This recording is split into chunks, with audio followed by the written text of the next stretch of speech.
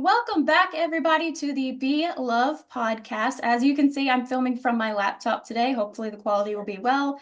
But we have a special guest today, and that is Mr. John Davis. How are you doing today, John? I am doing great, Ashley. Thank you so much for having me on your amazing channel. Well, thank you so much. Definitely doing our part to make the world a brighter place today. Yes, So, that is the goal for many of us. absolutely, absolutely. So I actually have a couple of questions right here to ask because I'm terrible at coming up with things on the fly. So I had to type it out. That way later on, I'm like, oh, I should have asked this. So I Yeah, got it all yeah. out the day before. And this one I have been dying to use for quite some time. Tell us about Little John. How's your childhood? My childhood? Okay. I was raised in a big Catholic family, a total of seven at the end. There was five, they had five in a row, and then there was a 5 year break, and then there was me. And Mhm. then 14 years after me, there was a little surprise. And so I was raised up in a Catholic family. My father was was a plumber. My mom was head of liturgical doctrine at our Catholic church. She actually had a master's degree in liturgy and a master's degree in music as well. And so she was the organist, the choir director, the head of liturgical doctrine. She I think she also did the church bulletin. I mean, she had a 7 day a week job at that church, and which led to a bunch of kids raising themselves a lot of the time Mhm. because she was off doing that. My father, for some reason, didn't like the one weird kid in the family, which was me. And uh, when I was a kid, I was having imaginary friends who I could see come up to me all the time, and I had um,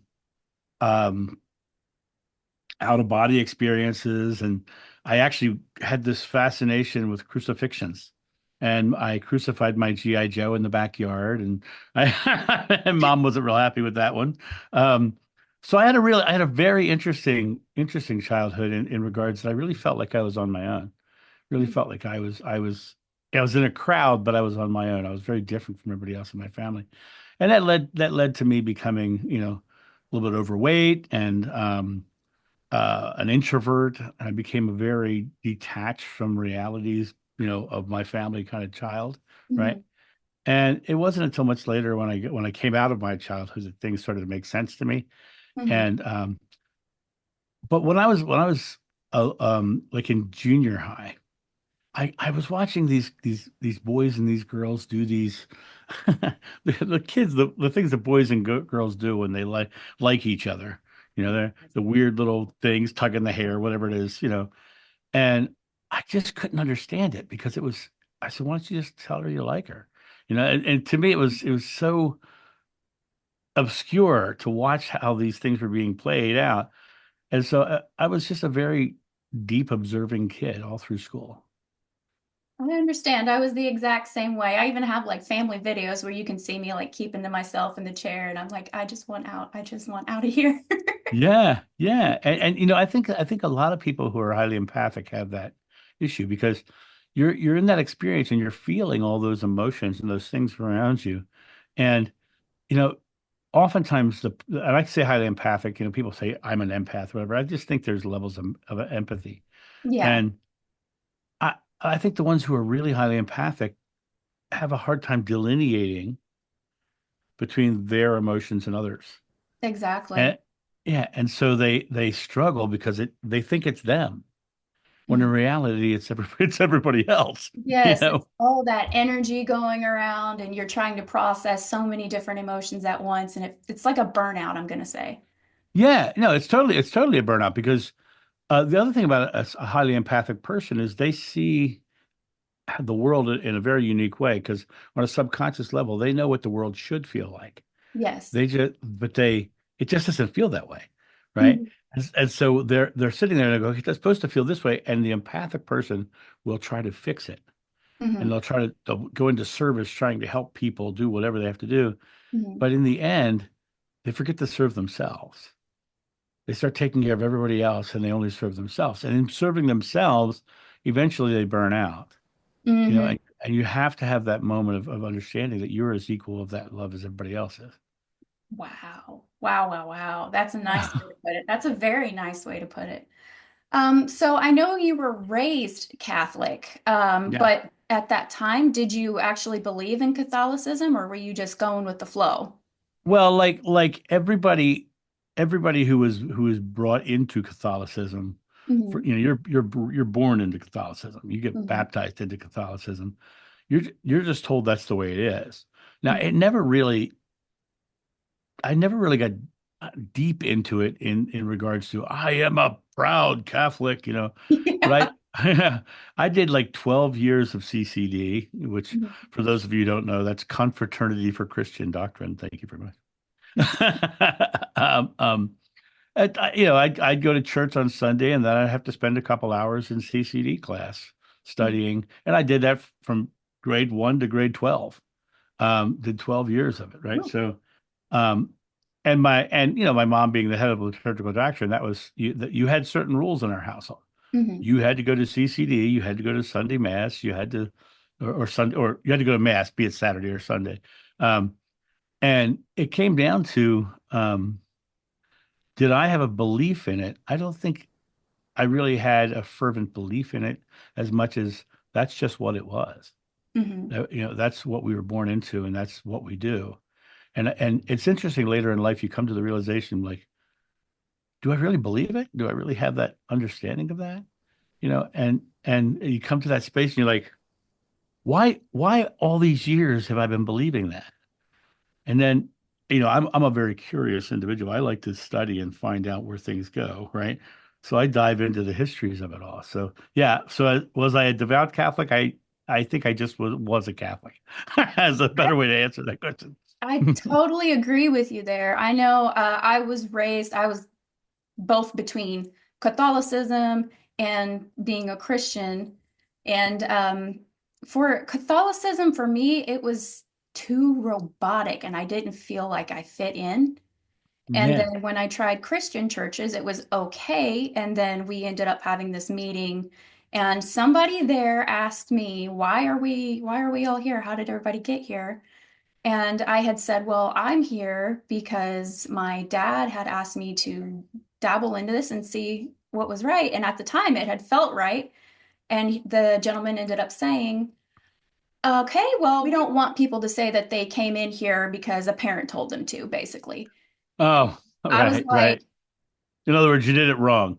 yeah, I was like, oh my goodness, he's right. And I'm like, I'm doing this because my dad asked me to do it. What do I believe in? And that led into a huge spiral into a whole bunch of things, trying to figure out who I am and, things like that.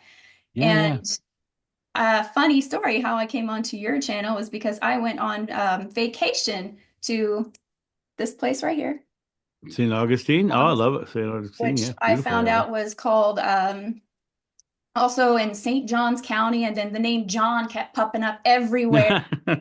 I was like, What the heck is going on?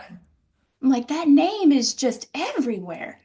And then I ended up coming across your channel, and the first one I watched was I took a picture of Jesus, and I was like, whoa, whoa. And then I went down a rabbit hole, and there was that Christian upbringing part of me that kept saying, you need to shut it off, shut it off. And then this other part of me was like, no, listen, listen, it's okay. Just listen. And so I listened, and then ever since then, it's been a lighter experience all around, Yeah, yeah, all yeah. around. The Christian upbringing is an interesting one because they say it's based in love, Hmm. but the foundation of it is based in fear. Yes, You're born in sin, you're a wretch, saved a wretch like me, like an amazing grace, right? yes. They tell you that you're a sinner. They tell you, and you have to be saved, and they set you off on this path of just afraid you're going to go to hell. Hmm. And when you find out, and this is mind blowing, when you find out that hell is actually a Christian construct, so they're trying to save you from something that they created, Hmm. then it's like, what? You have this whole new perspective. And so it's what I find really interesting is that the guy that I called Joshua was just a purely loving person, you know. And the book of John, which by the way, best book in the Bible. The Um, first book I read in the Bible. it's also the most esoteric, you know. Um, but what's so interesting is he says God is love, right? And if God is love, then and it also says perfect love drives out fear. Mhm. Well, if God is perfect love, then why is there religion based upon fear? Exactly. Like they say, have the fear of God, and love. And I'm like, it's kind of conflicting. It's an oxymoron. You know, Exactly. absolutely an It really oxymoron. is. And Oh, then you look, and the Bible itself is so interesting because the Old Testament says God is vengeful and jealous, and the New Testament says God is love, right? mhm, And so that within their own writings they have conflict. mhm. And so it's a matter of realizing that if God is truly love, then you look at the books through love, you find the loving things, and then you live into the loving things because that's the God things. Exactly. Exactly. Now, I remember a little story that you had mentioned in a couple of your videos when your mother had said spirituality is a personal journey. What kind of journey did you go on after that? Oh my goodness gracious. Well, the first journey I went on was sleeping in on Sundays. Yeah, I don't blame you. I was like, you mean I don't have to go anymore? Right. Well, this is actually a very interesting story because my first inclination was to throw away all religion, Mhm, just let it all go. And I declared myself an atheist, mhm, and which was a very scary journey. You know, because once you lose faith in anything, that there is anything, you're now subject to the news cycle. mhm, And, you know, when that happened for me, you know, we're talking the 80s when that happened, early 80s, mhm. Cold War. You know, we were really in the middle of like, you know, nuclear war at any minute, right? That's scary. And oh, yeah, it was scary. It was, and we lived in Rehoboth Beach, Delaware, and 45 minutes north of Rehoboth Beach is Dover, Mhm, Delaware, which has the East Coast's largest Air Force base. mhm, And I remember at one point just thinking, well, there's nothing to really live for. So if stuff goes down, I'm going to go park outside the Air Force base because that's going to get hit first. mhm. I mean, I was literally thinking in that kind of way. I was like in that sort of really dark place. I And understand. then at 19, I had a hugely epiphany moment, a huge epiphany. Mhm, I walked into a convenience store and I walked up to the cash register and the guy gave me $5 too much change. And I walked out of the store. And now you have to understand, my father was not a kind man to me. mhm, And I was and on some level trying to prove that I was good enough to be his son. And my father was not only an alcoholic, but he was a racist and a homophobic, and he was just not a nice guy on a lot of levels. He mhm, had a great face. People around town loved him. He could put on a great face, but boy, there's a dark side to that man. And I was the one getting the brunt of it because I was the weird kid. So at 19, I'm walking out of that convenience store and I'm walking out to the car and I noticed that he gave me $5 too much change. mhm, And I spun around and I went back inside. I said, I'm so sorry. You gave me $5 too much change. And the next guy in line says, well, there's something you don't see every day, an honest person. And he said that, and I felt this swell of pure love inside of me. It was just the strangest experience. mhm, And it was shocking, right? mhm, And I said, thanks. And I walked out and I'm walking out to my car and I'm still feeling this feeling. And I'm like, oh. And it was weird because it was like I recognized the feeling. mhm. And out loud in the parking lot, walking to the car, I said, Jesus, is that you? And it happened again. It was like a confirmation that it happened again. And I was like, oh, trying to, but the next day, I was no longer atheist. Mhm. I wasn't Christian yet. And I would never really became a Christian again. Right. But I'll tell you what I wasn't the next day. I wasn't racist or homophobic the next day. because the day before I was going that way.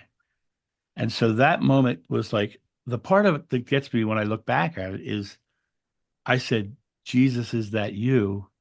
Because I recognize the feeling of him. Right now, knowing what I know now about my past life stuff, it makes much more sense. It also makes a lot of sense why I crucified my GI Joe in the backyard, Hmm. because John was the only one of the 12 who saw that. Right, Oh, let me get my tissue ready because that I don't yeah, know why that yeah, triggers the waterworks. yeah. Well, it does for me too. And if you watch the video called Two Moments from My Regression, you hear that moment of feeling his presence for the first time, and then also seeing him crucified. Mhm. That's actually that's a term that video torments me because Yeah, I listened to it once, and the next thing I know, I'm a huge sobbing mess, and I had to stop. I was like, John, I love you, but I can't do this. I had to stop. Um, That's why I put a disclaimer on the front of that video. Warning you, you're gonna probably gonna cry because I do. yes. I can't watch it again. Yes. So speaking of your past life regression, what led you to get a regression and what was your viewpoints on regressions at that time? That you're doing this really well. I love the way you're asking these questions because you're leading me on this amazing timeline here. Because after that epiphany moment, I started trying to figure out what spirituality was, and I started studying everything from Buddhism to Hinduism and Baha'i and Wicca, and reading Wayne Dyer and watching Oprah Winfrey, and really searching for this spirituality. And during that journey, I I was still doing my comedy sword fighting show, Hack and Slash, all over the country, all over North America. Hmm. And I was in Canada, and I was at a party at a friend's house, and I'm sitting there, and I'm in a room full of entertainers, musicians, dancers, comedians, and across the room is this guy's part of a band called the Rogues. Back then, they were I think they're a Grammy nominated pipe band, Oh, nice. and yeah, really awesome. And this woman keeps looking across the room at me, and she's looking at me, and I know that's that guy's wife. I'm like, why is she looking at me? That's not a good thing, right? Look at And your finger. Look at your fingers. yeah, yeah. At this point in my life, I had begun to see what people call auras, energies, Mhm. motion, because I had had a few big experiences that really changed my visual eyesight. Mhm. Like still right now, I see the room as dots as opposed to solid structure. Mhm. Um, and she's looking, and I'm just watching. One of the things you find when you start to see that way, you see the interplay of energy between people. Somebody will walk into the room, and if they're dominant, Mhm.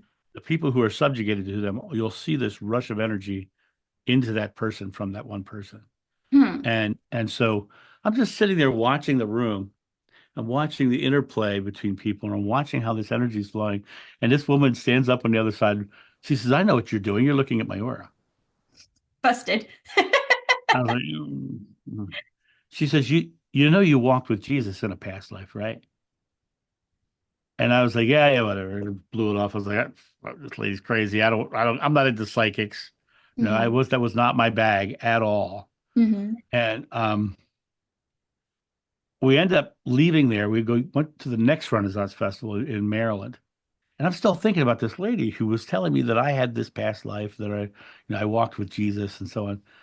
And I'm like, well, yeah, that was interesting. Mhm. And I go up on the festival site. We're not open yet. And I'm talking to a woman that I've known for, God, probably 20 years. And we're just sitting there on a bench, and we're talking, we're doing, how's your year? How's your kids? Blah, blah, blah, blah, blah. All of a sudden she stops, and she gets this weird look on her face. And she looks at me. She says, "You do know you were John the Beloved, right?" And I was like, this is wacky. This is weird. All right. I end up going down to my campground, and I had a little tiny Airstream travel trailer. And I Mhm. climb into my Airstream, and I'm sitting there, and I see someone pulling in with a big RV, and I look out my window, and I watch this RV pull in and back out, and it's parked directly across from me. Mhm. And the door gets out, and that woman steps out, the woman who told me originally, steps Mhm. out of the RV. They literally were coming to the same festival I was working at and were parked directly across from me.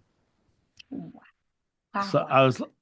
I was like, okay, hmm, I'm gonna I'm gonna have a reading from her just because I'd never done that. Or I'd never had a psychic reading in my life.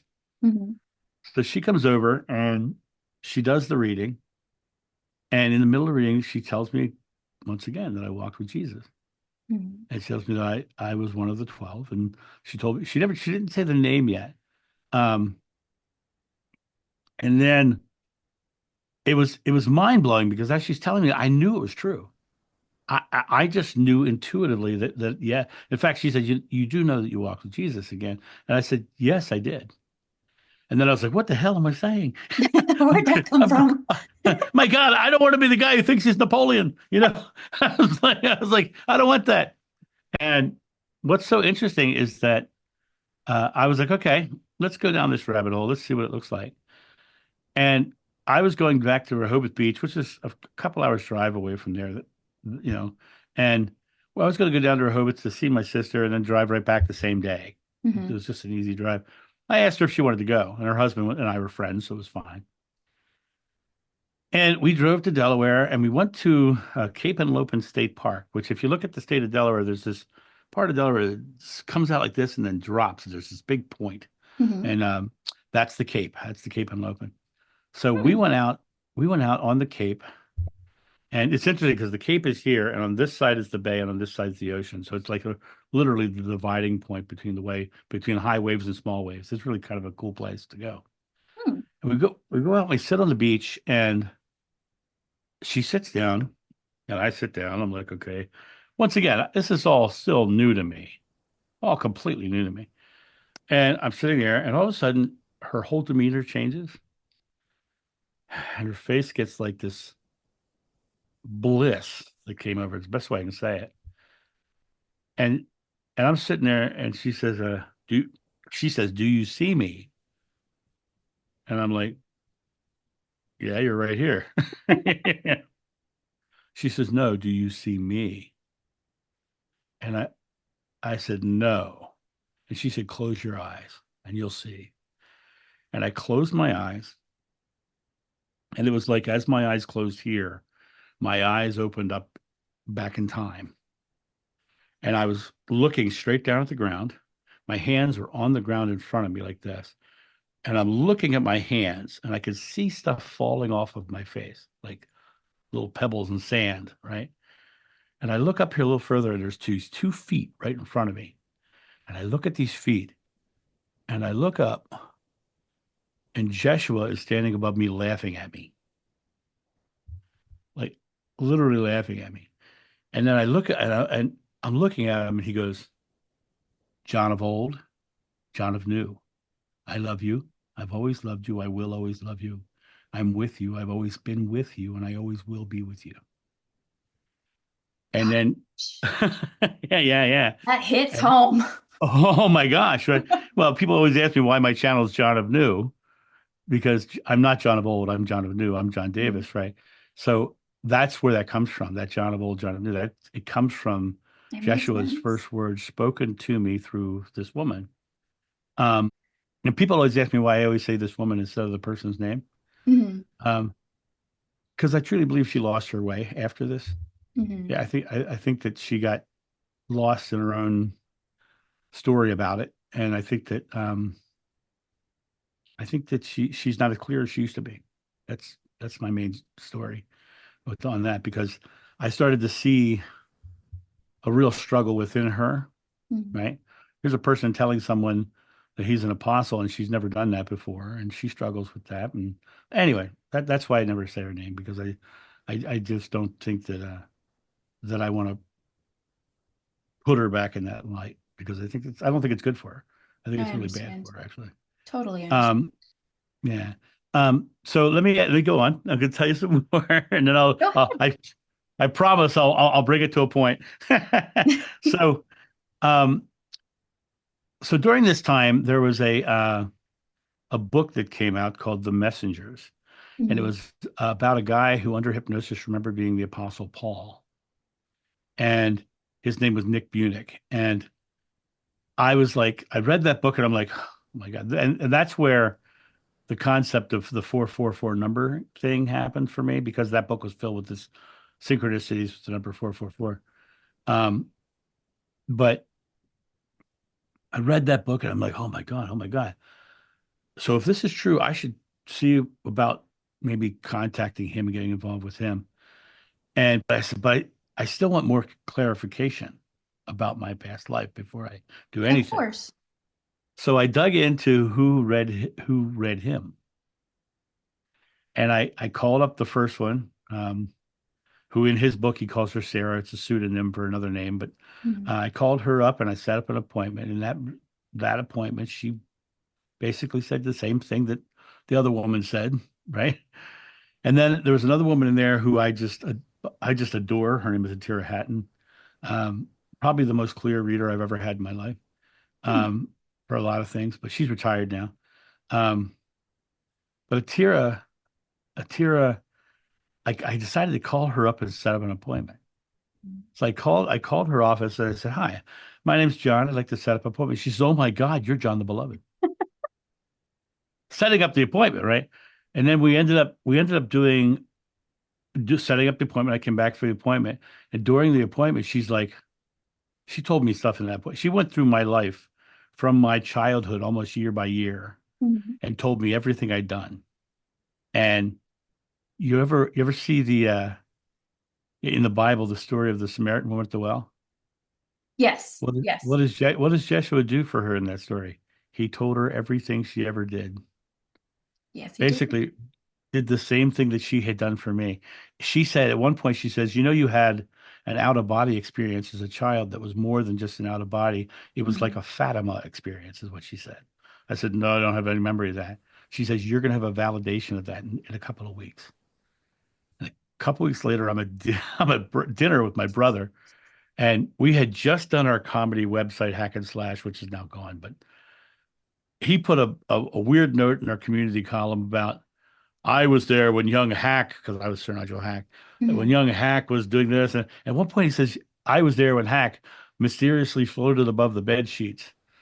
And I'm like, so I'm at dinner with this guy, with my brother. And I said, what did that mean? He says, you don't remember this? I said, no. He says, well, I guess you probably wouldn't because you were like 5 or 6. You had a really high fever and we were all worried about you because your fever was really high. Mhm. And we're in the room and you started saying, I'm on the ceiling. I'm up here. I'm taller than all of you. He says, then you started having a conversation with somebody. We don't know who you were talking to. He said, your fever broke and you were back in the room. Right. Yeah. Yeah. Yeah.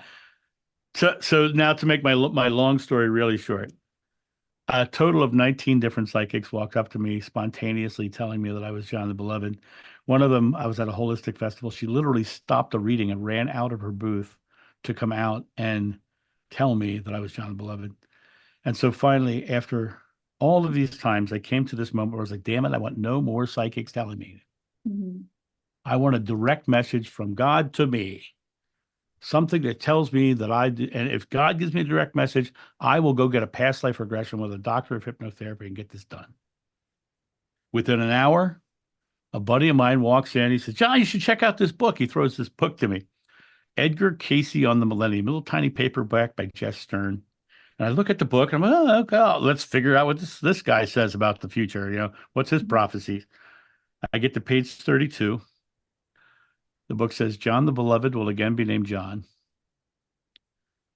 And I'm like, well, crap. Well, crap, And what a sense of humor, right? Because I wanted a direct message. He still sent it through a psychic.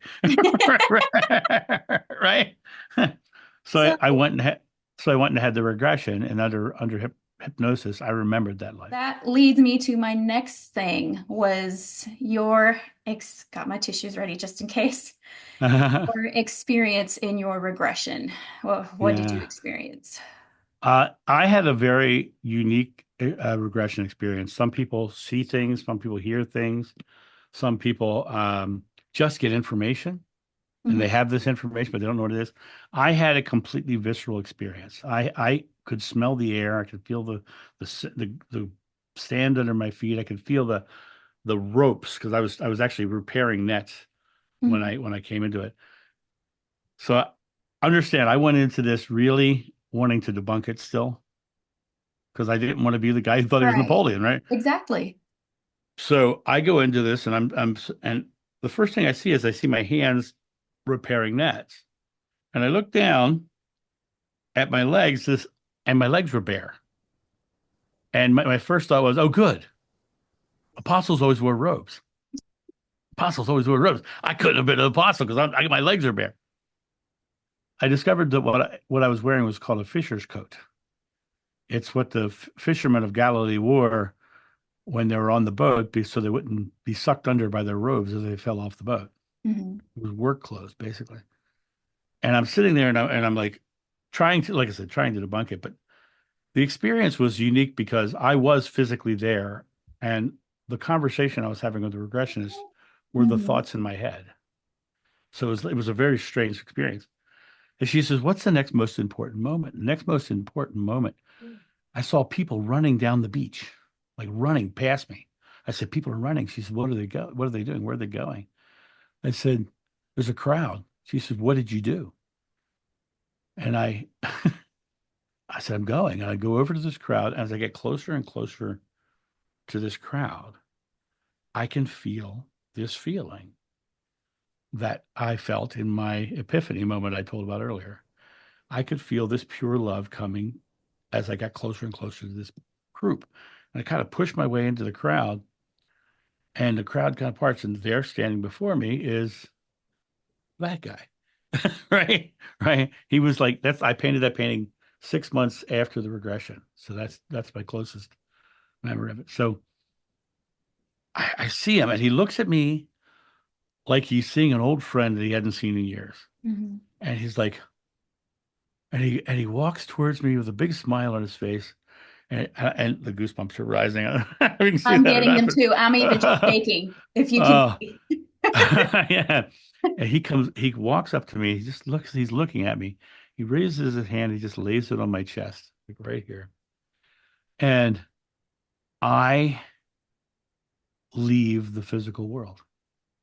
And this is what makes my regression unique is I had what most people would consider a near-death experience in my past life regression. Mm-hmm. I crossed over into a place of pure white expanse, pure love. And I was just in this state of pure bliss moaning. And the regressionist is like, she had no idea what was going on, but she recorded and she's like, she says, can we, what's the most important? I said, not yet. I asked her to stop. Yeah, I'm staying 5 here, right? minutes, Mom. Yeah, right, not yet. She says, okay, you take as long as you need. She was an excellent regression therapist. She's now retired as well. That was 1999 after all. um, so she says, what's the next most important moment? And the next most important moment was me back in the physical, feeling all my fears and my anxieties and my stresses. And I'm coming to the understanding that we only are here to experience our separation from love, to come to know love more fully, because you could never know love without understanding the baseline, without what it felt like without it. That's what the world is about. And what I'm doing as I'm feeling this, I'm watching Jeshua walk away over a hill in front of me. He's like literally leaving. And I say, she says, what are you doing? I said, he's walking away. He said, I have to go. I have to be with him. He gave me a glimpse of everything, and now I have to be with him. I love that line because that's under Mm-hmm. hypnosis. He gave me a glimpse of everything. You always ask yourself, why would the apostles just walk away from their life? I completely understand why they would walk away from their life, because the physical world is an illusion of belief. Right. And that was reality. I'm watching him walk away. And as I'm watching him walk away, knowing that I have to go with him because of he gave me a glimpse of everything, she did what the regressionists do, and they tried to take me to the end of the life of John. And what she said was, how would you feel about seeing him die? And she didn't realize, to John, this man just gave him a glimpse of everything. There was nothing more important than Jeshua in that moment. So rather than going to the life of John ending, the next moment I was standing looking up at the cross, watching him be crucified. And I I lose it. I just absolutely lose it. I am wailing, I'm crying, I'm screaming.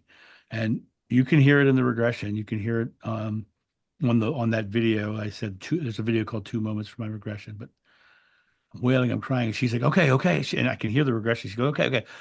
You can rise above it. You can rise above it. You can rise above the feelings. And then she raised me above the feelings. And I was able to come to a perspective where I was above the feelings, but still connected. Under hypnosis, I literally said, it's all so simple, we have a hard time comprehending it. And so as I look at my own spiritual journey, I measure everything against simplicity. If it's not simple, it makes no sense to me because I know it's so simple, we have a hard time comprehending it. So when people talk to me and they start bringing me out their convoluted stories, and religion itself is convoluted, Mm-hmm. I'm like, that's not the truth to me. But like, I would never ask someone to take my truth because it is my own personal journey, as my mom said when I was 18. But in that regard, when I look at the world and I've stripped away all of the religion and all of the dogmas and all of the doctrines, and I just started living from the place of being that loving presence, like Jeshua was, and start looking at people with compassion, no matter what they were saying to me. Then I was able to take what I learned from the regressions and all of those experiences of psychics telling me and all that, and I'm able to funnel it into the present moment and be the delivery method of God, which is what I think all of us have the ability to be. I don't think there's anybody in this world who is better than or less than any other. I think we're all part of this oneness of God. Right in the Bible, it says, the Father and I are one, and you must become one with me as I am with the Father. It's talking about the oneness of us all. And so it's a matter of getting very present, getting very fearless, and just being in this present moment, living from that space. Mm-hmm. And that's what I took away from that regression experience. After your regression, I'm sure you felt a certain kind of way and you didn't know how to process this. So how did you get over that fear, anxiety, and all I of those things? I love this question because one of the things that um, I said earlier in this conversation was we come to this place to experience our fears and our anxieties and our stresses, Mhm. but we come to this place to overcome them and bring the kingdom of heaven to earth, bring that love to here in the present. And for me, I had to look at it from the perspective of what is fear itself, right? Right. And when you look at what fear is in the present moment, it is nothing but an emotional reaction. It's a primal response, but it's always a primal response to your past experience with an expectation that something negative might happen in the future. So in the present moment, which is the only moment you're conscious, it's the only moment you are. In the present moment, it's just an emotional reaction, but it's based on our primal instincts, the fight or flight response. And when we have any sort of fear, we draw air into our lungs and we hold it. And so you draw this air into your lungs and you're holding it. Next thing you know, your body's tense now because it's holding air in. The Mhm. body goes into that state because of the fact that um, it's holding air in for you to have a reserve to run away. So you have enough air to run, right? When you realize that it's a primal response and that you can eradicate the fear, the Buddha says the secret to enlightenment is the eradication of fear. When you realize you can just let go of that present moment by simply exhaling, simply letting the air out.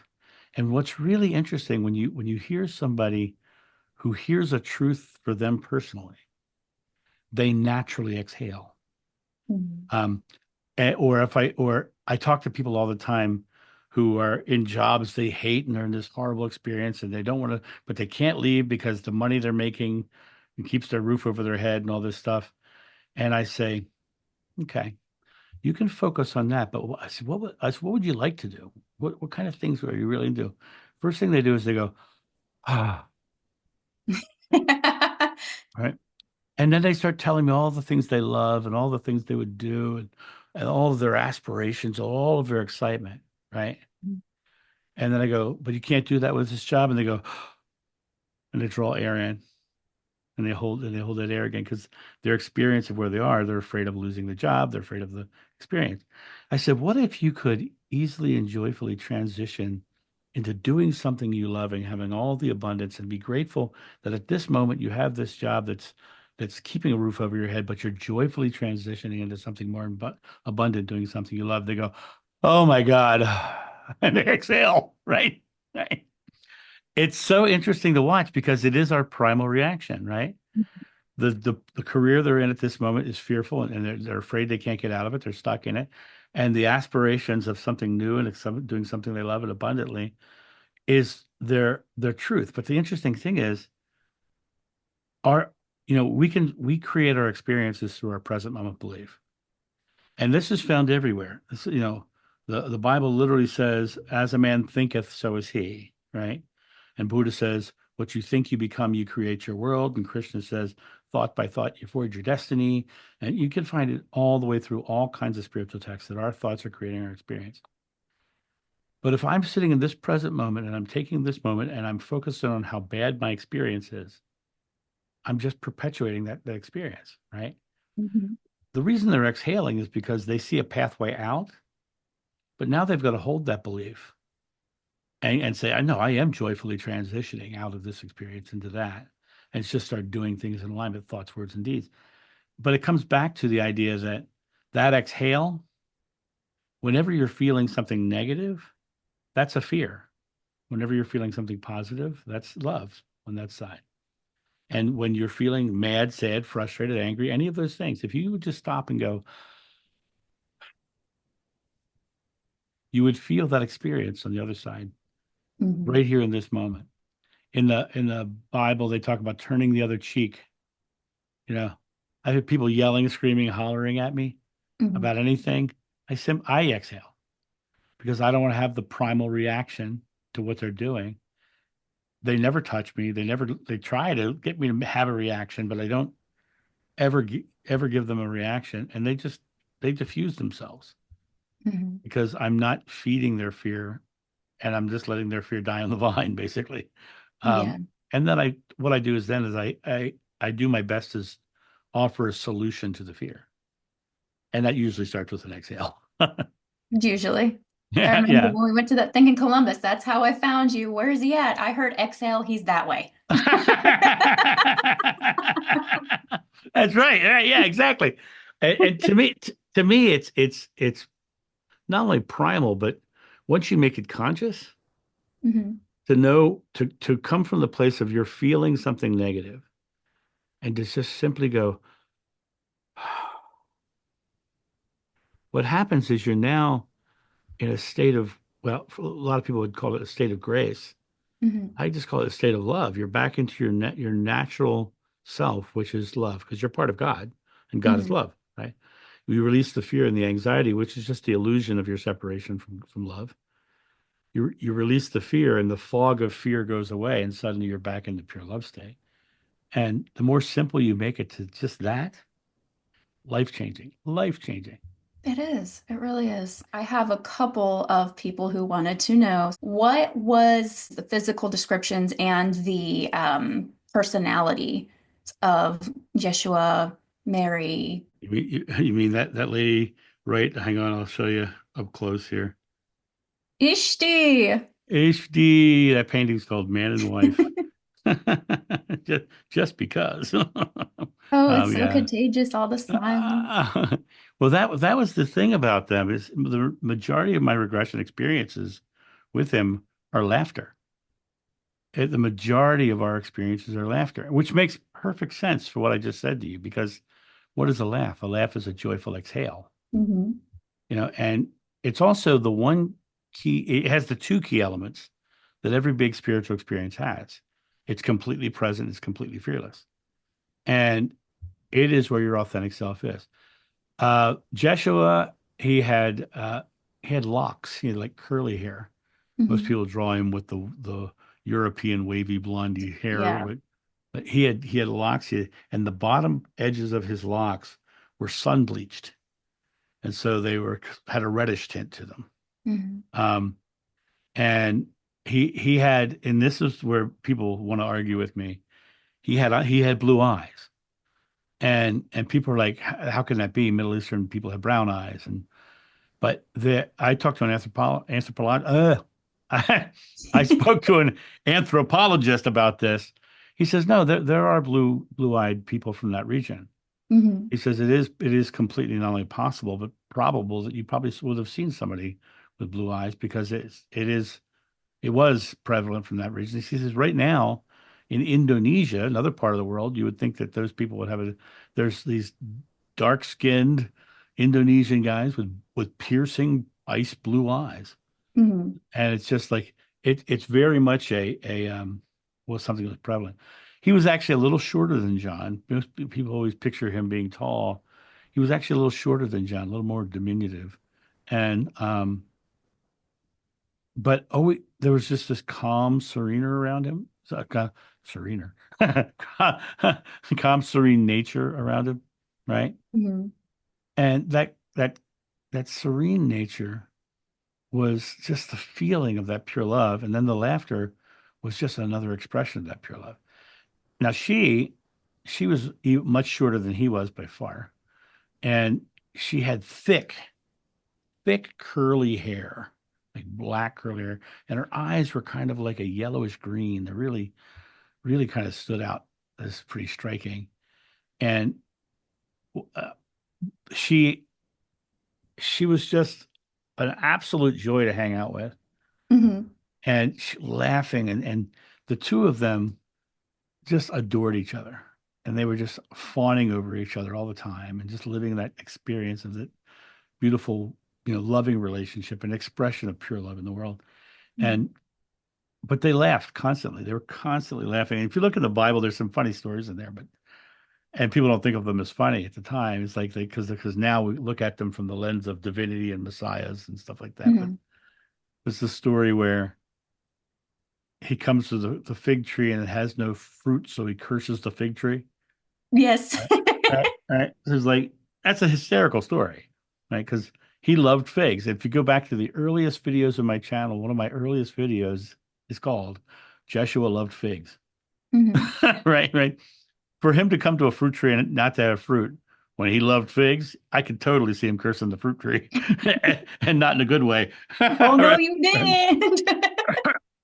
Don't you know who I am? Right, right. But yeah, so their personality was just joyful, loving, calm, serene. You would come into a situation that might be dangerous or confrontational, Hmm. and he came in with just complete serenity. Complete serenity. He would come in and he'd laugh. He'd make people joke and smile, and he would make people feel loved and comfortable. And she was the same way. She was the same way. But they had a beautiful, beautiful, loving relationship. Mm, so nice to hear. Now, Mother Mary, what was she like, if you remember anything about her? What's interesting about Mother Mary and is that she was the classic mother. Mm, She was like taking care of her kids because she had multiple. She was just taking care of the kids, but she was not. Everyone wants to make her out nowadays as this big holy figure, Mother Mary, Hail Mary, full of grace, blah blah blah. Right? She was just a mother, and she was in complete support of her son, and she did everything she could to support her son.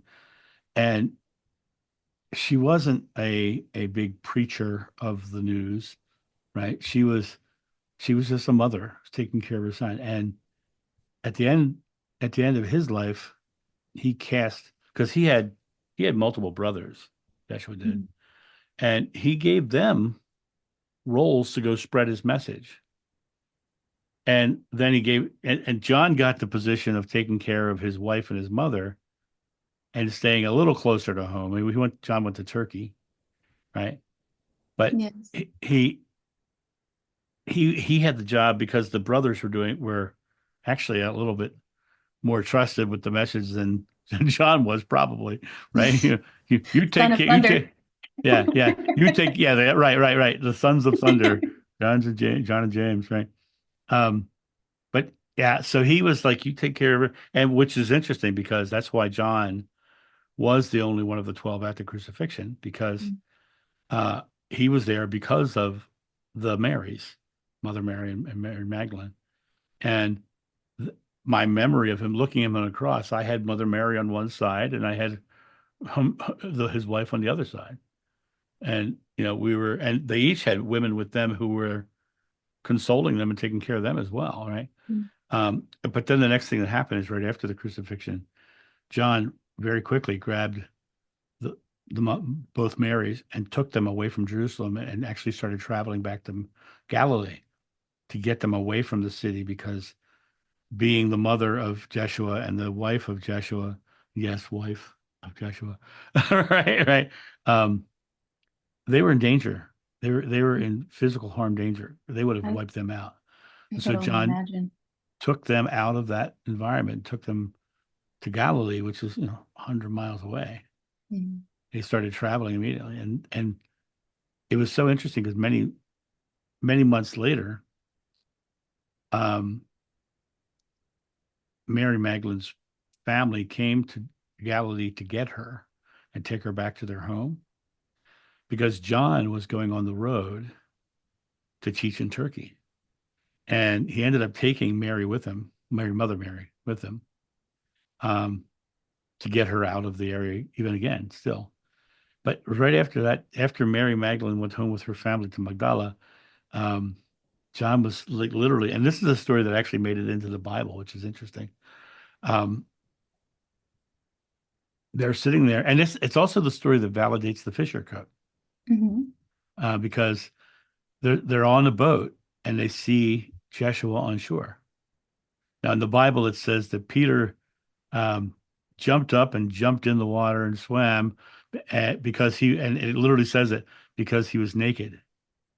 He was out there fishing naked, which is, okay, Pete, let it all hang out, right, right. He jumps out, but John was wearing a fisher's coat, and um, that was here's where I'm going to tie this together. So I get off the boat, I go to the shore, and I run up to this man who I saw die. The last time I saw him, he was on a cross, and I run up to him and I drop on my face in front of him, and I look at the back of my hands. And I look up and there's some feet. And I look up and Jeshua's looking down laughing at me. And that's the moment that I saw when that first reader said John of old, John of new. And Wow. so I saw the full cycle, full return to that moment, which was beautiful. And Wow. that is the last memory that I have of Jeshua in that lifetime. Wow. I mean, at least, you got confirmations like, hey, I'm okay.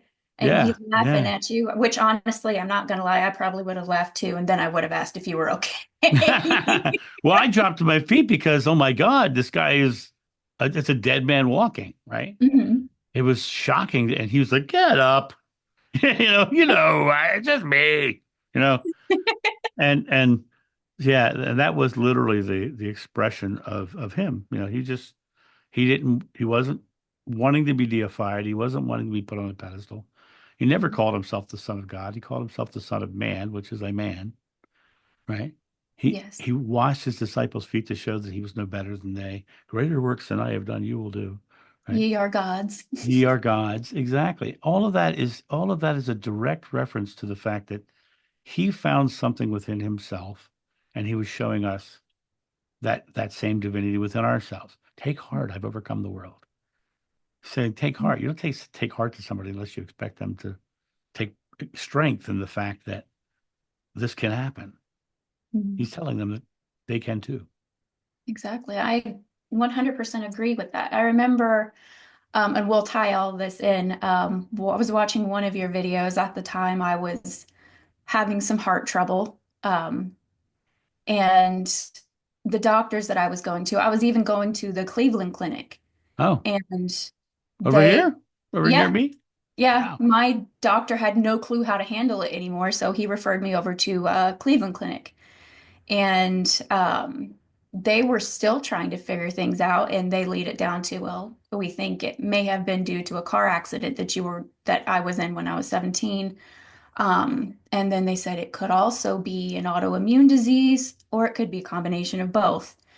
And I was so frustrated because I was like, I want this to be over. So there was fluid that was building up and around my heart.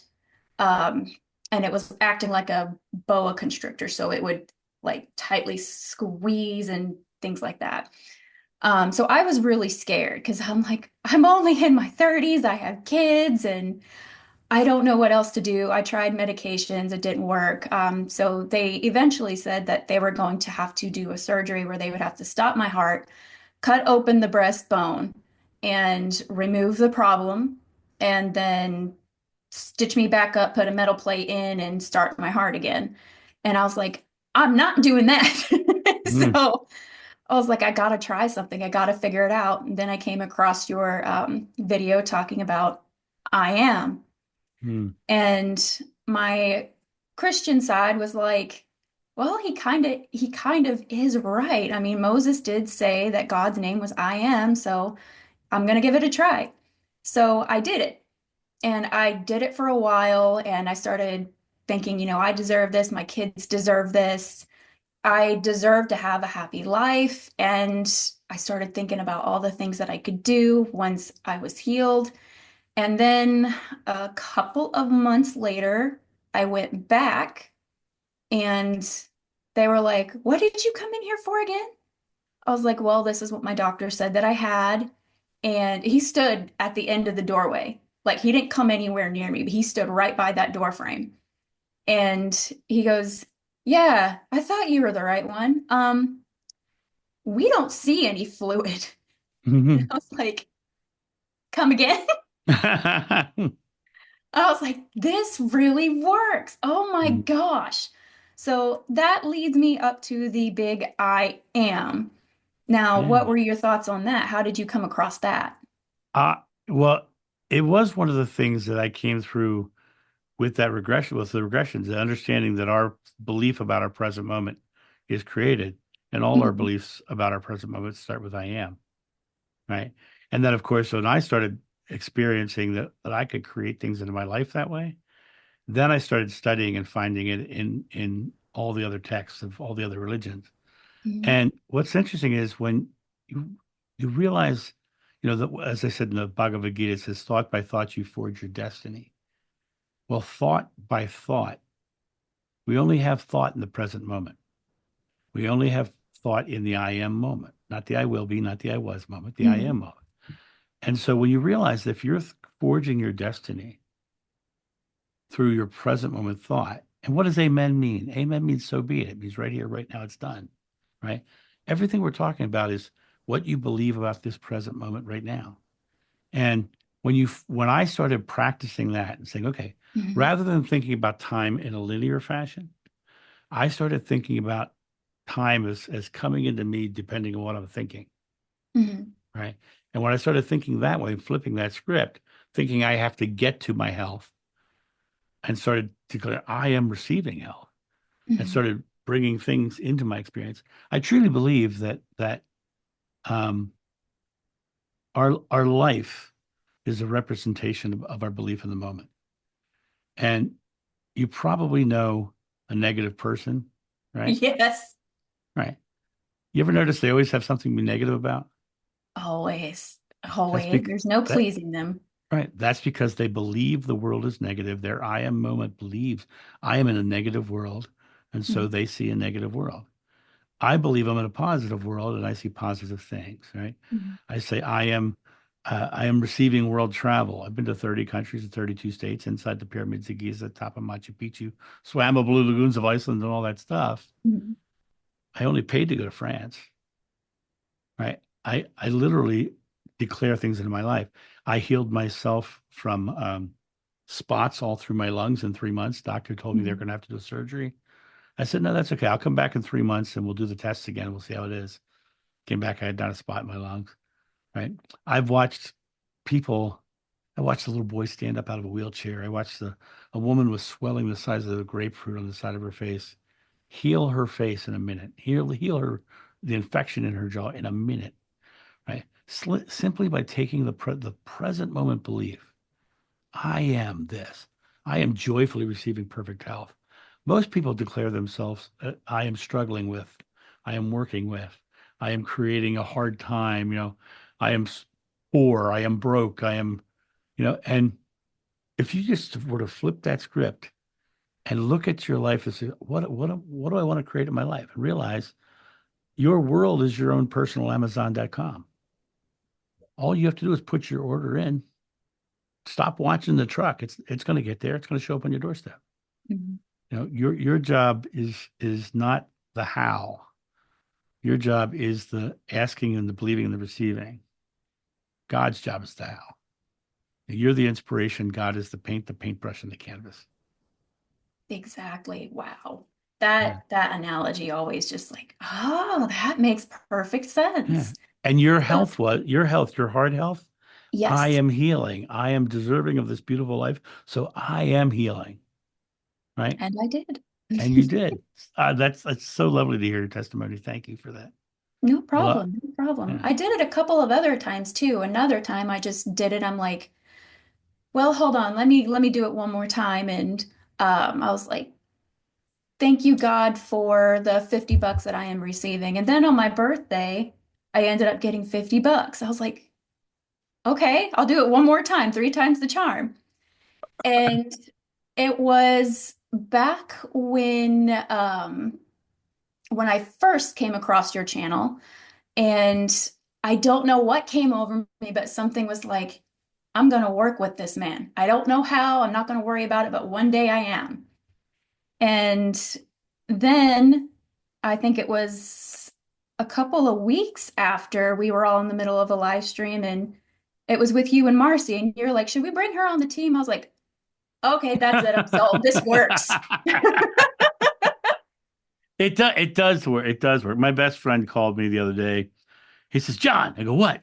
He goes, that thing you do, that abundance thing you do, it works. I go, what do you mean? He says, well, my bank account was almost empty. And I was like, thank you for the abundant income I am receiving. Amen. And I went and I took a walk with my dog. He says, I came back and I checked my mail and there was an envelope in the mail. And I opened it up and it was from the state of Delaware.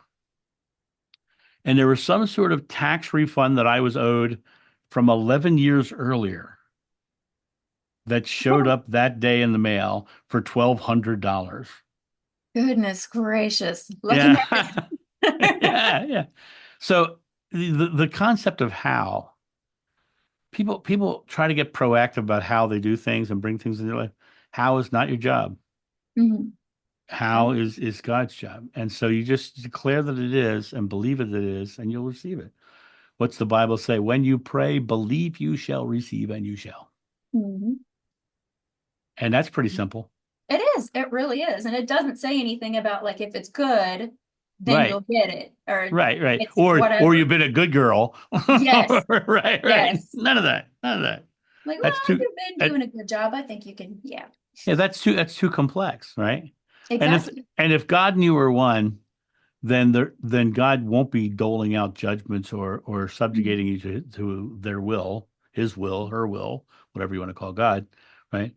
Because God and you are one. So the idea of I am believing this, and so this comes into my experience. The first lines of the book of John, in the beginning is the word was with God, and the word was God. Your Mhm. words, your thoughts, your beliefs go out to God. God reflects those words, thoughts, and beliefs in the image around you. And we are created in God's image. Everything you're looking at here is just atomic energy in motion, but what's the energy?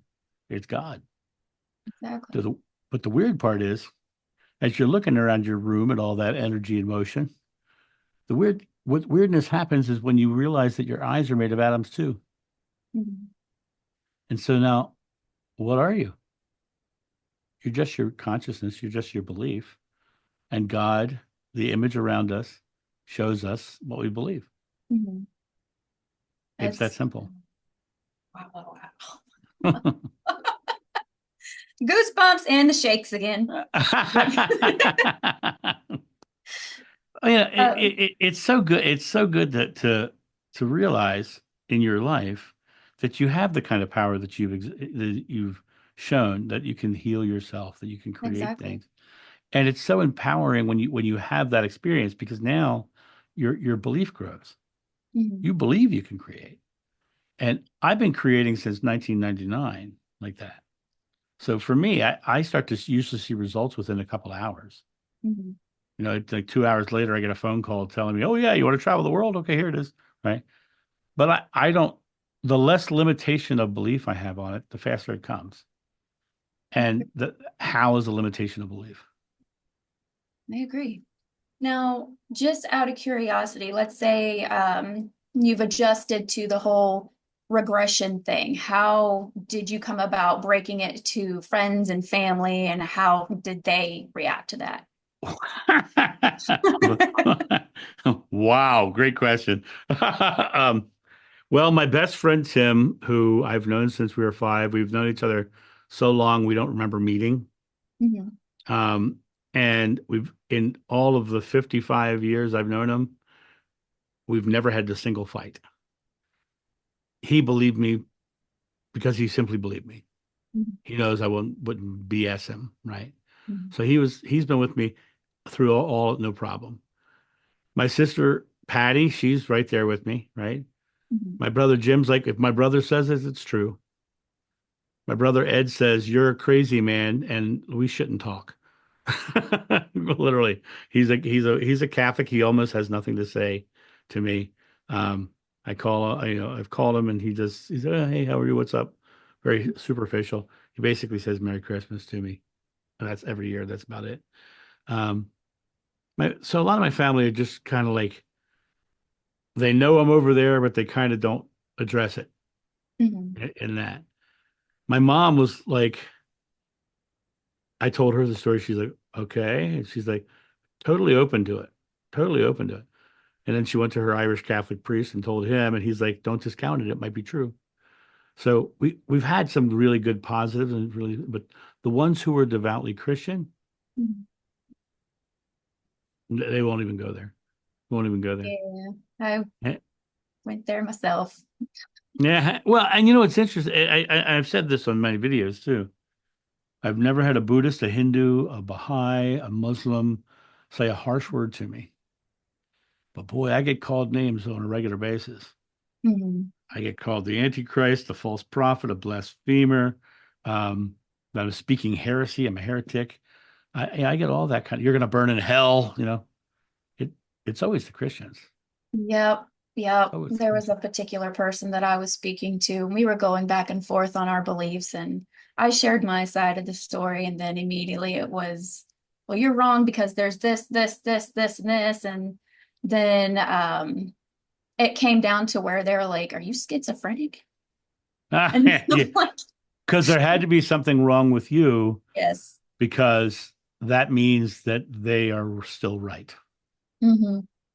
And that's really it is, you know, when the Christian churches decided that Jesus was the only way to God, everybody else in the world became wrong. Hmm. Everybody else in the world became wrong. Only 30% of the world are Christian. Hmm. Less than half of those are practicing. So Hmm. 15% of the world are telling 85% of the world they're wrong.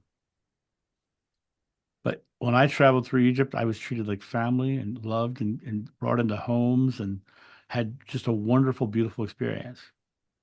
Because I didn't go there with religion on my mind. I went there with people on my mind and country on my mind and just going there and just loving the people and loving the country. And then I ran into a Christian 20 days in, and everywhere he went, people wanted to fight him. 5 minutes later, I wanted to fight him. No, I'm kidding. But he went there with a chip on his shoulder because he's in a Muslim country and he expected a problem with Muslims. I went there with no religion on my shoulder and had a beautiful, loving, made great friends, had an incredible experience. Hmm. What you think about the present moment is what you're going to experience. It's like when Christians have a near-death experience, there's a large percentage of Christians who see hell, Hmm. right? That's because they believe in hell. But as I said earlier, hell is just a Christian construct, right? And Yeah. there's a famous story of near-death experience of a young girl. Her family were Christian in India, and her whole family got wiped out, killed. She was left for dead. She had a near-death experience, and Jesus came and saved her. She was found by a Hindu family who snuck her back to their house, nursed her back to health, and then raised her as their daughter. Mhm. And the marauders found out that that little girl doesn't look very Indian, and she's got to be that little Christian girl. And they came back to kill her again. And they left her for dead again, and she had a second near-death experience. Only this time Shiva saved her.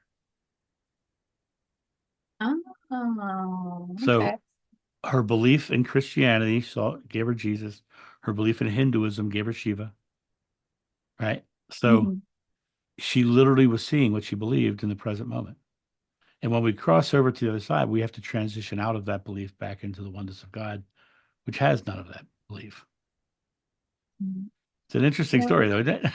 Yeah, it really is. Now that you like when you think about it, like I don't know if you've seen it, but there's a video that's on YouTube of somebody that says that they caught Krishna on camera with his little fruit. I've watched tons of NDE videos, and it's really interesting to hear all of these different stories of like, oh, I saw Krishna, I saw Buddha, I saw Jesus, and it really makes you think, why are all of these people seeing different things? But I Yeah. don't think Well, it, you found me through, I took a picture of Jesus, right? yes.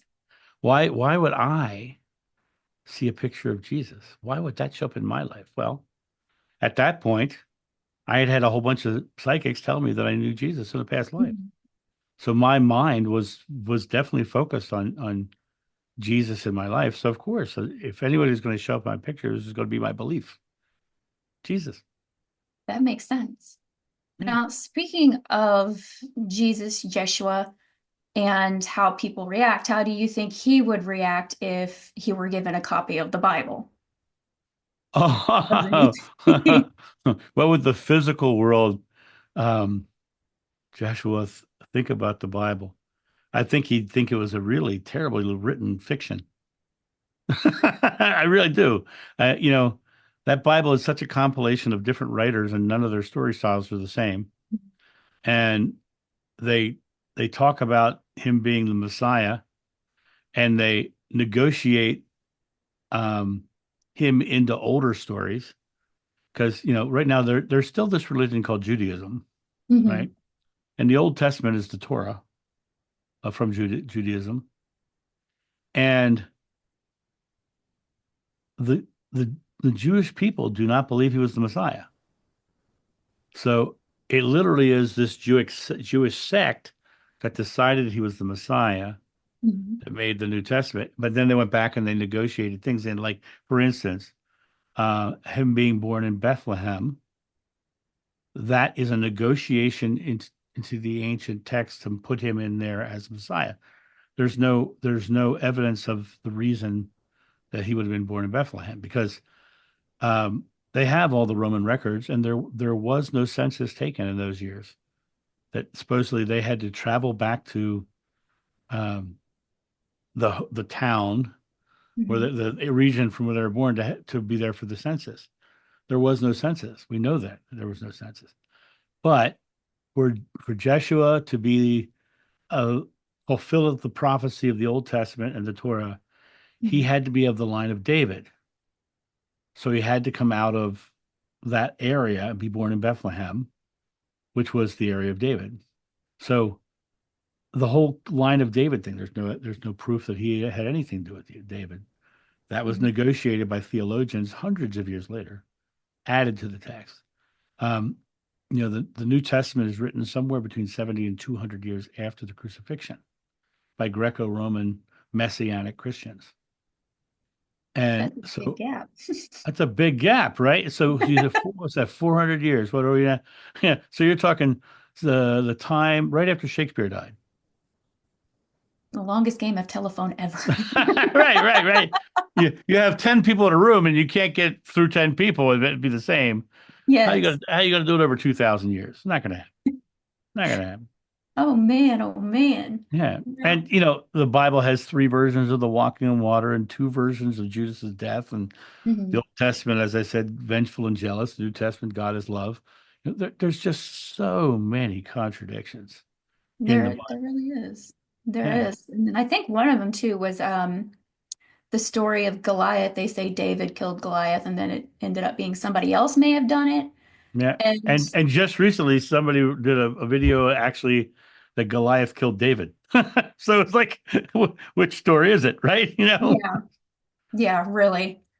Um, Now, what did you take away from your regression? Like, what did you take away that still affects you to this day after knowing all of that? Yeah, for me, it always comes back to that simplicity of belief. Mhm. It is so simple we have a hard time comprehending it. And what I took away from that is that I can that number one that our beliefs are creating, that I can be someone who can help alleviate others' fears. Mhm. And by giving them solutions to their fears, I'm giving them a way back to God, way back to love. And so for me, that regression, all those experiences brought me to this point where I just am declaring myself, people ask me my religion, I say I am John and I am love. And that's it. There's no other doctrine, dogma, ritual thing that I believe in. I believe that we are all divine. And I believe when someone comes up to me and they're in one of those fearful moods, that I can be calm and I can listen and I can help them resolve their fear. Mhm. Right. So to me, it gave me a whole different mission in life because my goal in life was to be a stunt man and a fight guy and a fight director. And I did that. I was very successful in that career. I did that stuff. But I am more fulfilled in my life now than I've ever been. Mhm. I do private sessions with people all day long and I see people get empowered all day long. Like really step out and really go, oh my God, I can do this. I am doing this. And I watch people heal themselves. And I think it's just because all I'm doing is I'm taking what I've learned and I'm putting it into practice and recognizing that everybody I talk to is one with me. And if I can alleviate a fear in them, I'm alleviating some of that in myself. Mhm. So that's what I came away with. Wow. Now, how would you say this would tie into the law of attraction? Because I've noticed it's very similar. Yeah, yeah. Well, the law of attraction, manifestation, that is just the marketing of creation Mhm. itself. So it really they are banking on the natural process of creation. Mhm. So they've laws are of men, but we are creating in every moment. And what they're doing is they're telling you basically do this technique that is called the law of attraction, and you'll be able to do this, this, this. And I'm going to tell you that when you weren't doing this, this, and this, you were still creating. You were just creating black, and so you can put your focus there. But it literally is just marketing the just marketing creation itself, because each one of us is a creator here in the present. Hmm. Does that answer that? Yeah, that I Yeah, would say that makes sense because I mean, law of attraction, they talk about bringing what they want to them, and yeah, yeah. you just It's kind a, of tied it it's in the there. same stuff. It's just a different terminology around creation. Mhm. Right. Now, I know we talked about this in the live. Since all of this has happened after your regression, you do have some not nice things said to you. How do you handle people that come at you negatively? Well, and that's just it. The first thing you have to do is not be reactive to what they're doing. Mhm. Everything starts from you. So they come at you with a stimulus, and the first thing you do is exhale, right? Right. The first thing you do. Why do I do that? Because I'm shutting off my fear response. Mhm. I'm taking responsibility to a next level. I have the ability to respond. So I'm exhaling. And then I'm looking at them and I'm listening. People don't listen as much as they should. They should Mhm. listen to what people are saying because their subconscious mind is dropping out of their mouth all day long. And if you just exhaled and you just listened, they're telling you their fears and their anxieties. And once they're telling you their fears and their anxieties, and you can then find a way to alleviate those fears and anxieties, then you have the ability to change their life in really profound ways. And so for me, when someone, and let me just say, for every one negative comment I get 500 people telling me that I'm doing good work and they love what I'm Mhm. doing. And then, so it's not that like I'm besieged with negative stuff all day long. It happens usually every day somewhere, right? But it's usually one out of 500. So to me, Mhm. and usually I'll listen. And if they start with slander, if they start with slander, calling me names or some, I just say bye bye and I hide them from my channel because they're not going to listen anyway. Mhm. Because as Socrates said, when the debate is lost, slander becomes the tool of the loser. Well, they're in that position. They're not going to hear a thing I say anyway. I So agree. I just sit there and I go, okay, and I just listen. Now, if they're talking and we're conversing with respect, Mhm. I will come at them not from a place of telling them what they should do, but from where I come from. Well, yeah, if I was in that situation, this is what I would do. Yeah, how's that work? How's that working with you? Right. So basically, I just gave them information to try without making them feel like I was trying to subjugate them. Mhm. And so it always comes from coming at them from a place that doesn't elicit more fear. That's great. That's great. Great advice. I know on one of your videos, I think it was somebody had said, called you fat, and my son, I heard his little feet coming right down the hallway and his head poke around the corner. He said, "Who called John fat?" It's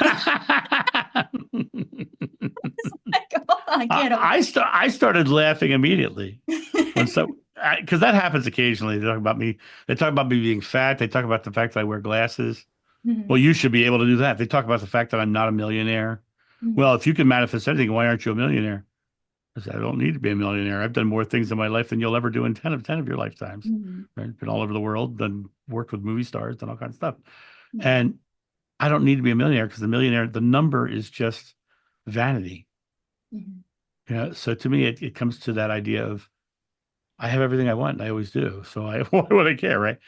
And when someone calls me fat, I know it's them lashing out fearfully, and the fat is the slander, right? So they're in that fear-based place, and I just kind of giggle. And I said, "Yeah, would you have said that to Buddha too? The world is just an illusion of belief, and people Mhm. will tell. It's like I talk about meditation, right? And for me, the dogmas and doctrines of meditations, the mantras, the in with the good air, out with the bad, the 7 breaths in, the 8 breaths out, all the stuff, right?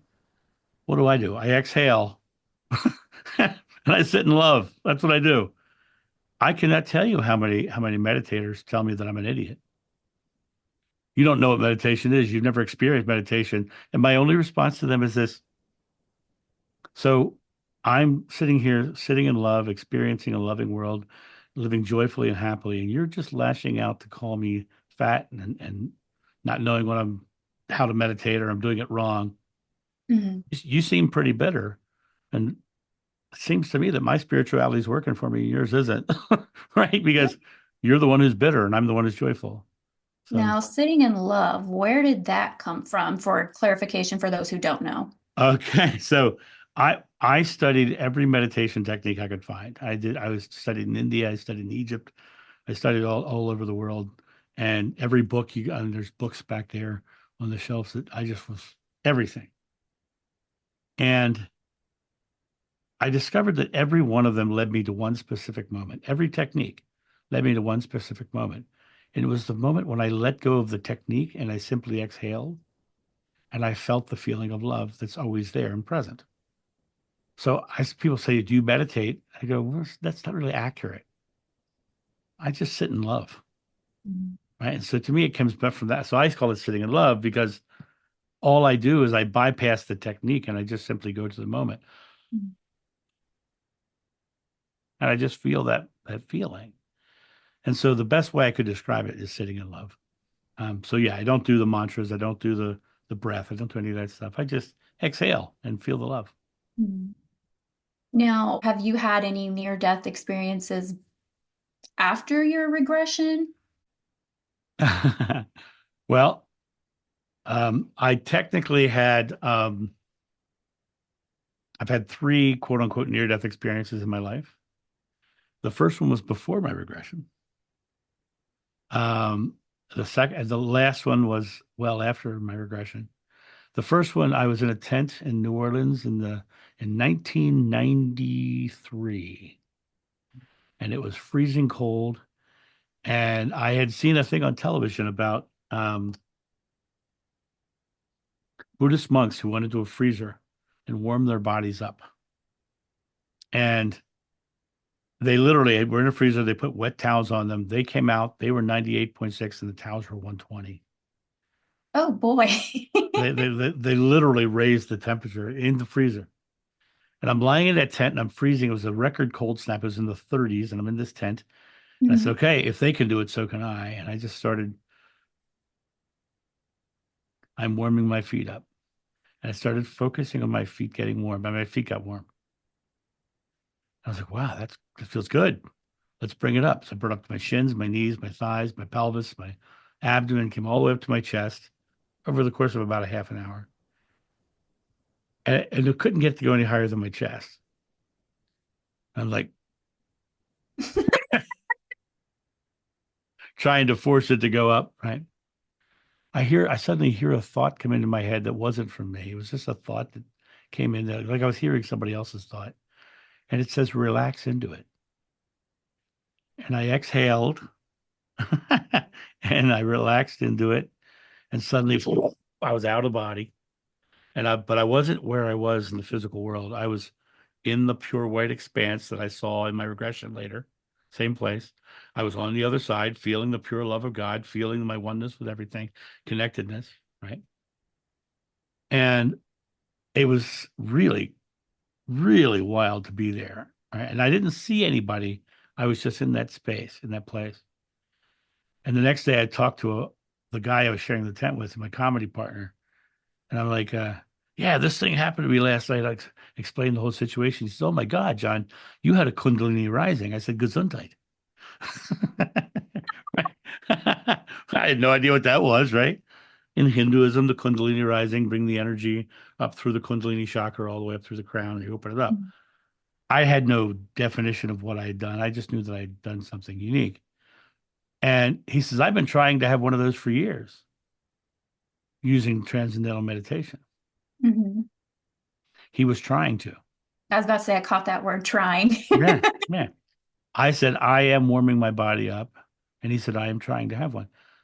So what comes back to your I am again. I am doing this, and this is what happened. So I had that experience, and that was me crossing out of the physical into that experience. So that would technically be considered a near-death experience because death is an illusion of the world anyway, Mhm. because we're eternal. The last one was very interesting because the day after that experience, I decided I'm going to do that again.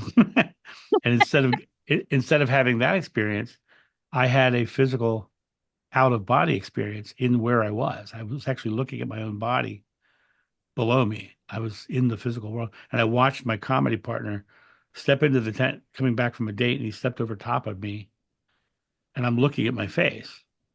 So I had this out of body experience. Well, I got really good at out of body experiences. I started doing out of body experiences a lot, and I'd get out in where I was, and I'd be looking around, and then one night I decided to do what's called astral travel, where you go somewhere other than where you are.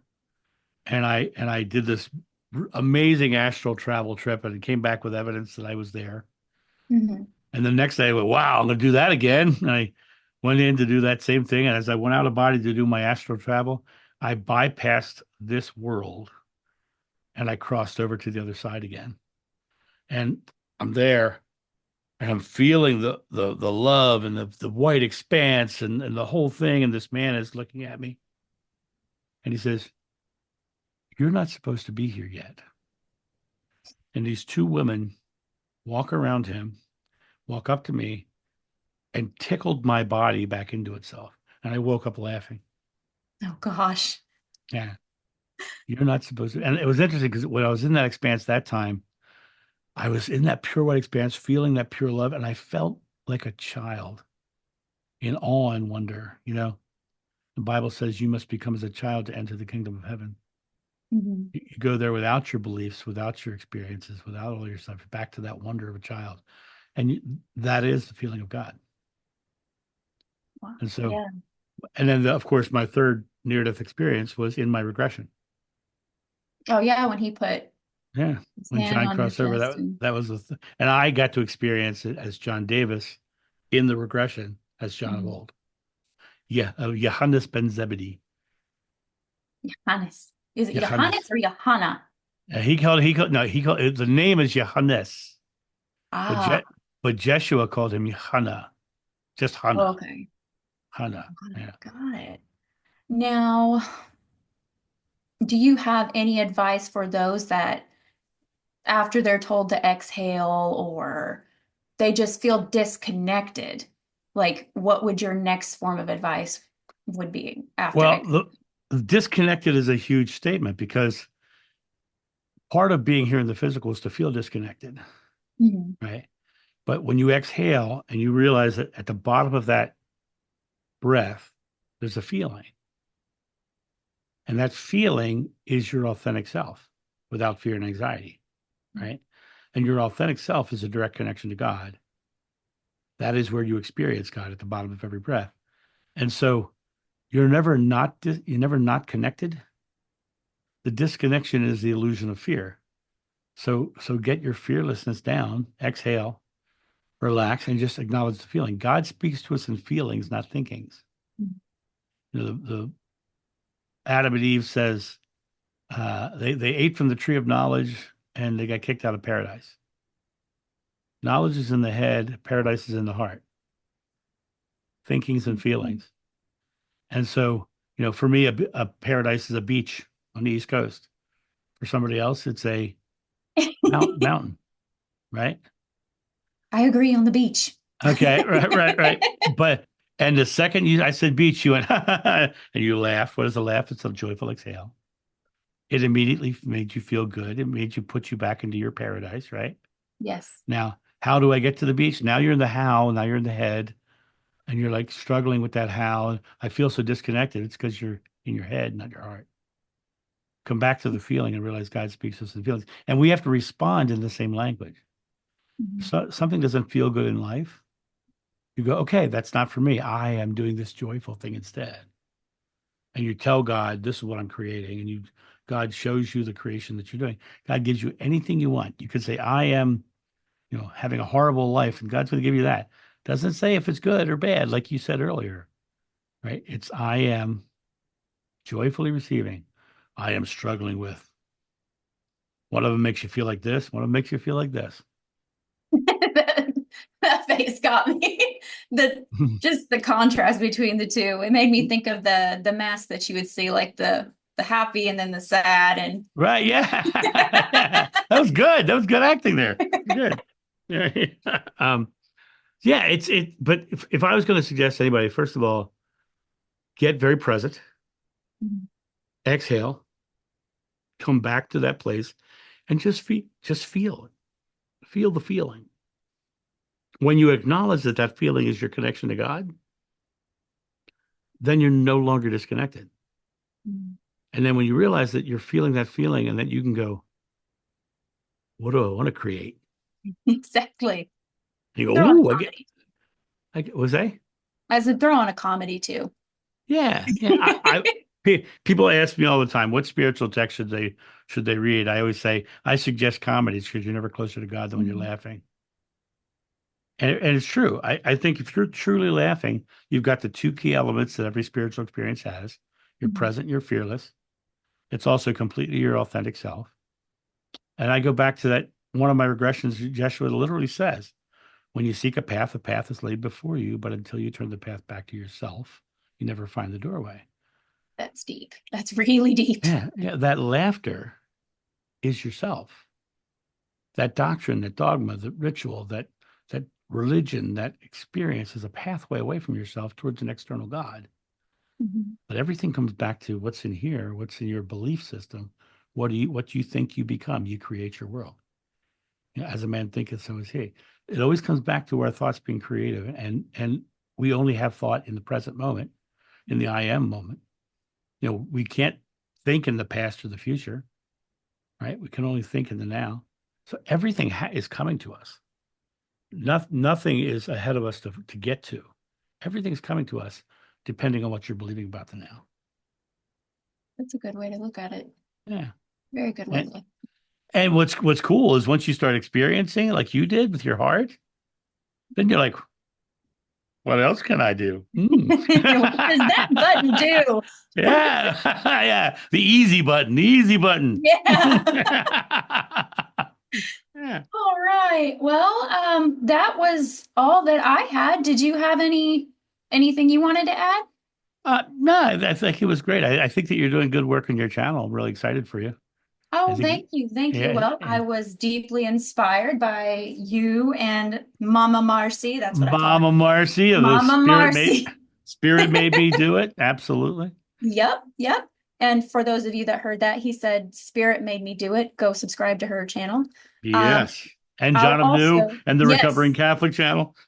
Yes, I will include links to those somewhere in the description. So be on the lookout for that. I'll also include your shop links. Okay. And that way people can get those. And my coffee. Yes, I was about to say that coffee is roasted same day of shipping. Roasted just before it ships. Roasted just before it ships. And we've got coffees on there from Ethiopia, Peru. We've got a ton of different coffees, and it literally is roasted and put in a bag and put in the mail. So here's the big secret I want to tell your fans. Thursday, which is Thanksgiving, from Thanksgiving to December 25th, I'm going to put sessions on sale for $200, $50 off. And it's going to be from Thanksgiving to Christmas, just like I did last year. Same thing. Mm-hmm. And as soon as Christmas is done, it jumps back up to $250. So if you want to book it, you better book it soon. Wait till Thursday, because when Alex comes out, when Alex's comes out, it's gonna bump me out to probably August. Right away. So yeah, if you're interested, and I'm not trying to hard sell you in any way, shape, or form. If you're interested, and just go to the link that I'll be putting up on the John of New channel, and there's a video on there that explains what the sessions are. And if it feels right to you, then I'd be happy to help you thrive in your world. That sounds great. Well, everyone, there you have it. The amazing story of Mr. John Davis here. Well, this has been a pleasure. Thank you so much for bringing me on your show. Thank you. Thank you for taking time out of your busy schedule to come on. All right, John. Well, I look forward to maybe in the future setting up another interview with you, having another fun conversation, because I enjoyed this. I really did. Anytime you let me know, we'll do it. All right. Well, thank you, John. Have a great day. And you do the same. I'll see you. See ya. Bye.